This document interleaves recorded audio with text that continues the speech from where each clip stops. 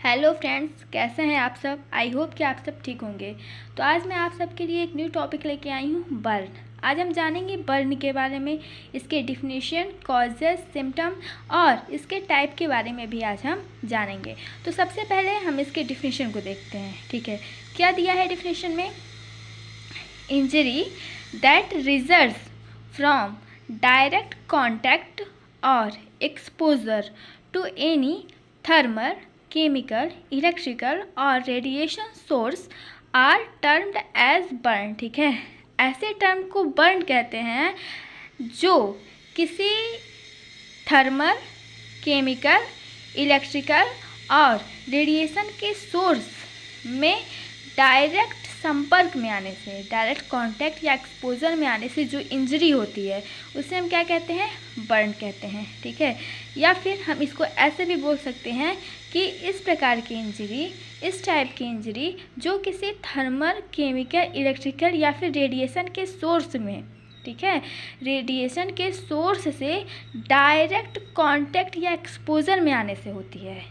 ठीक है, ऐसी इंजरी जो किसी थर्मल, केमिकल, इलेक्ट्रिकल, रेडिएशन के सोर्स से डायरेक्ट एक्सपोजर में होने से होती है, उस टर्म को क्या कहते हैं? बर्न कहते हैं। आई होप कि आपको डिफिनीशन समझ में आ गया होगा। ठीक है, नेक्स्ट इसका हम कॉजेज़ देखते हैं। कॉजेज़ क्या है? फर्स्ट कॉज इसका है थर्मल बर्न। ठीक है, जैसा कि अभी मैंने आपको डिफिनीशन में बताया, थर्मल, अगर कोई भी पर्सन, ठीक है, थर्मल बर्न के डायरेक्ट कांटेक्ट में आ रहा है तो उसे क्या बर्न होने के चांसेस होते हैं। ठीक है, तो हम थर्मल बर्न में क्या देखते हैं? फायर हो गया, हॉट लिक्विड्स हो गए, स्टीम और हॉट ऑब्जेक्ट्स। ठीक है, जो हमारा थर्मल बर्न है उसमें क्या क्या चीज़ें आती हैं? फायर आ गया। ठीक है, फायर मतलब आग होता है। आग से भी जो पर्सन होते हैं उनको बर्न्स होने की चांसेस होती हैं। देन उसके बाद क्या है? हॉट लिक्विड्स, स्टीम, जो भाप निकलता है किसी भी चीज़ से। अगर हम कोई भी चीज़ पका रहे हैं गैस के स्टीम पे, उससे जो भाप निकल रहा है, स्टीम जो है, फ्लेम जो है, उससे जो चीज़ें निकल रही है उससे भी बर्न होने के चांसेस होते हैं।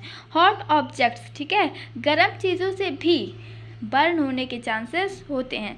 ये सारी चीज़ें हमारे किस चीज़ में आती हैं? थर्मल बर्न में आती हैं।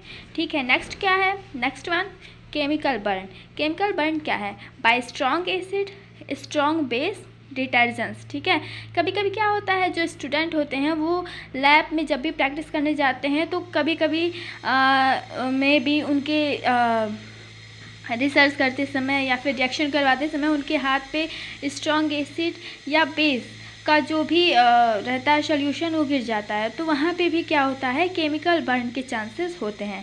ठीक है, उसके बाद क्या है? Electrical burn. ठीक है, ये किससे कॉज होता है? Electrical burn caused by electric current और शॉर्ट सर्किट। ठीक है, ये बर्न इलेक्ट्रिक करंट से होता है और फिर जो शॉर्ट सर्किट होता है उससे भी चांसेस होते हैं इलेक्ट्रिकल बर्न के। ठीक है, उसके बाद नेक्स्ट वन, रेडिएशन बर्न। ठीक है, बाय यूवी, अल्ट्रावायलेट रेज या फिर एक्स रे। ठीक है, जो अल्ट्रावायलेट रेज होती हैं उनसे भी क्या चांसेस होते हैं? बर्न होने के चांसेस होते हैं। और जो हमारी एक्स रेज होती हैं, ठीक है, ये अक्सर हॉस्पिटल में ही देखने को मिलती है, इनसे भी क्या चांसेस होते हैं? बर्न होने के चांसेस होते हैं। आई होप आपको कॉज भी समझ में आ गया होगा। नेक्स्ट हम देखते हैं रिस्क फैक्टर। ठीक है, किसको होने के ज़्यादा चांसेस होते हैं? ठीक है, जो हमारा बर्न है वो ज़्यादा चांसेस किसको होने के रहते हैं। ठीक है, तो फर्स्ट इसमें दे रखा है एज। ठीक है, ये किस एज के पर्सन्स को ज़्यादा होती है? या तो ओल्ड एज या फिर जो हमारे चिल्ड्रंस होते हैं उनको होने के बहुत ज़्यादा चांसेस होते हैं। ठीक है, ओल्ड एज में या फिर चिल्ड्रंस को बर्न होने के चांसेस ज़्यादा रहते हैं। ठीक है, ऑक्यूपेशनल हजार्ड्स। ठीक है, कई बार हम किसी ऐसी जगह पे जॉब करते हैं जहाँ पे हॉट चीज़ें होती हैं, फायर की चांसेस ज़्यादा होती हैं, वहाँ पे भी क्या हो सकता है? बर्न होने के चांसेस ज़्यादा रहते हैं। ठीक है, होम इन्वायरमेंट। ठीक है, होम का जो इन्वायरमेंट है उसमें भी क्या होता है? चांसेस ज़्यादा होते हैं बर्न होने के। देन क्या है? Lack of safety measures. ठीक है, सेफ्टी मेजर्स की जहाँ कमी है, जहाँ फायर के सेफ्टी मेजर्स की कमी है, वहाँ भी क्या है? बर्न होने के चांसेस ज़्यादा रहते हैं। ठीक है, previous burn injuries, certain medical condition या फिर सब्सटेंस अब्यूज़। ठीक है, इन सारी चीज़ों में बर्न होने के चांसेस ज़्यादा होते हैं।